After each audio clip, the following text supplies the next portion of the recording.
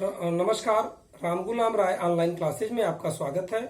DElEd द्वितीय semester द्वितीय प्रश्न पत्र प्रारंभिक शिक्षा के नवीन प्रयास के अंतर्गत हम लोग अध्ययन कर रहे थे प्रारंभिक शिक्षा के विकास हेतु संचालित कार्यक्रम, गठित समितियां आदि के बारे में।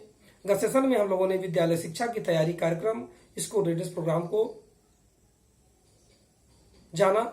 आज का जो विषय वस्तु है वो है संपूर्ण साक्षरता अभियान। संपूर्ण साक्षरता अभियान क्या है? संपूर्ण साक्षरता अभियान राष्ट्रीय साक्षरता मिशन की स्थापना एक सामाजिक तथा प्रौद्योगिकी अभियान के रूप में 5 मई 1988 को की गई।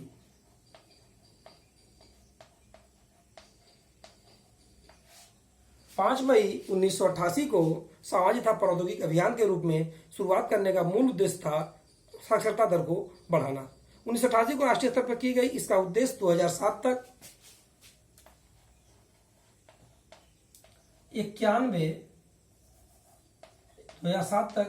75% साक्षरता के न्यूनतम स्तर को पाना था, जिसमें 8 करोड़ निरक्षर को कार्यात्मक साक्षरता देने का लक्ष्य रखा गया, जिसमें 8 करोड़ निरक्षर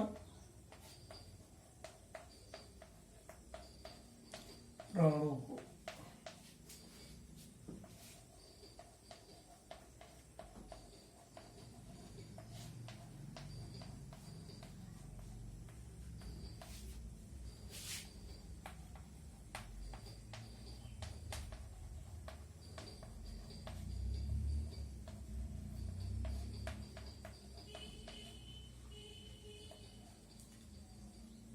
वर्ष 1990 तक 3 करोड़ और 1995 तक 5 करोड़ वयस्क को साक्षर बनाने का उद्देश्य रखा गया। राज्य साक्षरता मिशन का प्राधिकरण का गठन राज्य स्तर पर किया गया। यह जो संपूर्ण साक्षरता अभियान था, ये इसका गठन था राज्य स्तर पर। यानी यहां हम देखेंगे कि राज्य साक्षरता मिशन प्राधिकरण का जो गठन था वो किस स्तर पे था? राज्य स्तर पे था, न कि जिले स्तर पे। इसका गठन किस स्तर पर हुआ था? राज्य स्तर पे। इसका जो शुरुआत था विकल्प के रूप में केरल के एक राज्य को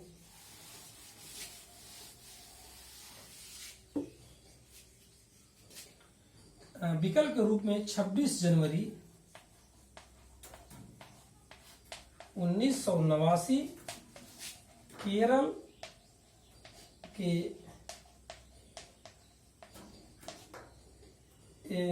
राज्य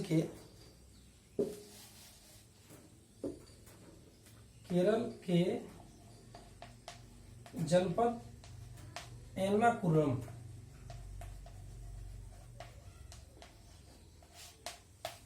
और इसमें प्रयास किया गया और फरवरी 1990 तक आशातीत सफलता इसमें प्राप्त हुई। इसको देखते हुए संपूर्ण राज्य में इस अभियान को चलाया गया। उसके बाद केरल राज्य की साक्षरता 91% तक हो गई, यानी केरल राज्य की साक्षरता।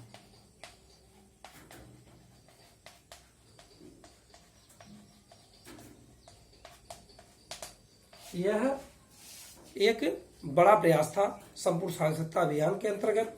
उसके बाद इस अभियान के अंतर्गत प्रौढ़ों को साक्षर करने के साथ साथ वयस्क किशोरों को भी साक्षर किया गया और प्राथमिक विद्यालय न जाने वाले बच्चों को भी किया गया और 15 से 35 आयु वर्ग के अतिरिक्त इन निरक्षरों को भी साक्षर करने का कार्य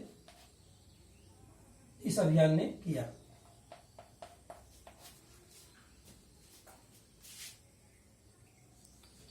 इस अभियान के अंतर्गत इसकी सफलता का मुख्य श्रेय सरकारी तंत्रों के साथ प्रयासों के साथ साथ जो इस संस्था में लगे हुए वर्ग और व्यक्ति थे, सक्रिय सहयोग और सहभागिता भी महत्वपूर्ण थी। अर्थात इसके साथ साथ जन सहभागिता भी महत्वपूर्ण थी।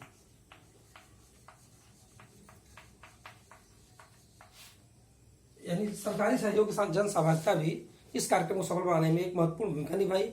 इसके साथ इसकी विशेषताओं पर अगर हम ध्यान दें तो जनता की अभिप्रेरणा एवं सामुदायिक सहयोग द्वारा यह कार्यक्रम सफल हुआ। संबंध संस्थाओं एवं व्यक्ति के आपसी सहयोग द्वारा यह कार्यक्रम सफल हुआ और लक्ष्योन्मुख था, यानी इसके अंदर एक लक्ष्य रखा गया था, वो था साक्षरता अधिक से अधिक प्राप्त करना। जिला स्तर पर पंजीकृत समितियों ने भी इसमें महत्वपूर्ण सहयोग दिया और साथ ही साथ जो स्थानीय स्तर पर सर्वे हुआ उसमें क्या पाया गया कि इसमें लक्ष्यों को शामिल करके इसको आगे बढ़ाया गया, अर्थात इसमें जो बाह्य लक्ष्य थे उसको शामिल न करके इसमें लक्ष्यों की पूर्ति स्थानीय स्तर पर की गई। इसके साथ जन सहभागिता के पक्षों को भी विशेष ध्यान दिया गया। इस लक्ष्य का जो सबसे बड़ा अभियान का सबसे बड़ा जो लक्ष्य था वो था निरक्षरता को शीघ्रता से दूर किया जाए, अर्थात इसका जो सबसे बड़ा था क्या पॉइंट था, शीघ्रता से दूर करना। किस चीज को? निरक्षरता को, यानी निरक्षरता को शीघ्रता से दूर करना इसका एक महत्वपूर्ण लक्ष्य था।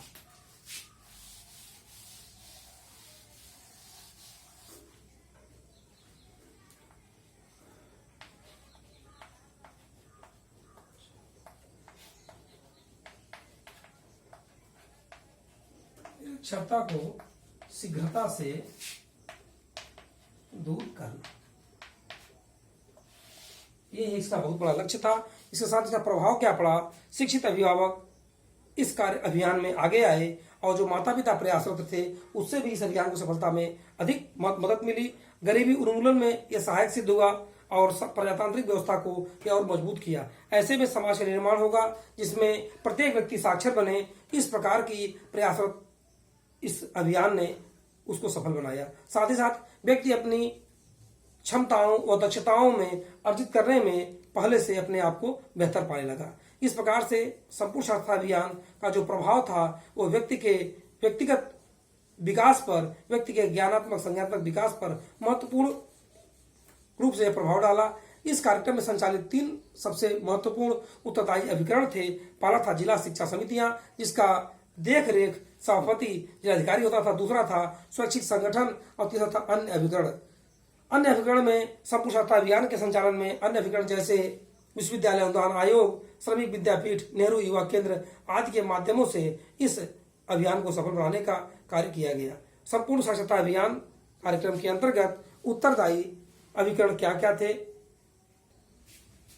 उत्तरदायी अभिकरण में जिला शिक्षा समितियां, जिसका कार्यकारिणी सभा का सभापति जिलाधिकारी होता था और उसके देख रेख में एक कार्य आगे होता था। स्वैच्छिक संगठन में जो महत्वपूर्ण भूमिका थी वह थी निजी संगठनों की। निजी संगठन इसमें क्षेत्रीय जनता का 100% सहयोग था और उसके अतिरिक्त जो प्रशासनिक जो व्यय था उसका 75% भारत सरकार व्यय करती थी। इसके साथ था जो अन्य अभिकरण, इसमें विश्वविद्यालय अनुदान आयोग, नेहरू युवा केंद्र, श्रमिक विद्यापीठ आदि के सहयोग से भी इस अभियान को सफल बनाने का प्रयास किया गया। अर्थात संपूर्ण साक्षरता अभियान कार्यक्रम का उत्तरदायी अभिकरण के रूप में जिला शिक्षा समितियां, जिसका सर्वे सर्वा जिलाधिकारी, स्वैच्छिक संगठन जिसके अंतर्गत सबसे महत्वपूर्ण बात थी क्षेत्रीय जनता का 100% सहयोग और प्रशासनिक व्यय का 75% भुगतान भारत सरकार द्वारा। और अन्य अभिकरण में यूजीसी, विश्वविद्यालय अनुदान आयोग, नेहरू युवा केंद्र और साथ ही साथ श्रमिक विद्यापीठ, इन सभी संगठनों के माध्यम से इस संपूर्ण साक्षरता अभियान को लक्ष्य को पाने का प्रयास किया गया। अर्थात इस अभियान में इन समितियों का, संगठनों का अभिकरण के रूप में एक महत्वपूर्ण भूमिका थी। इस प्रकार से संपूर्ण साक्षरता अभियान राज्य स्तर पर प्रारंभ होकर के साक्षरता को बढ़ाने का काम किया। साथ ही साथ यह 15 से 35 आयु वर्ग के बच्चों को शिक्षित करने के अलावा उन बच्चों के ऊपर भी ध्यान दिया जो इस प्राथमिक विद्यालय में स्कूल न जाने वाले बच्चे थे और किशोर या वयस्क बच्चों को भी शिक्षित करने का कार्य किया।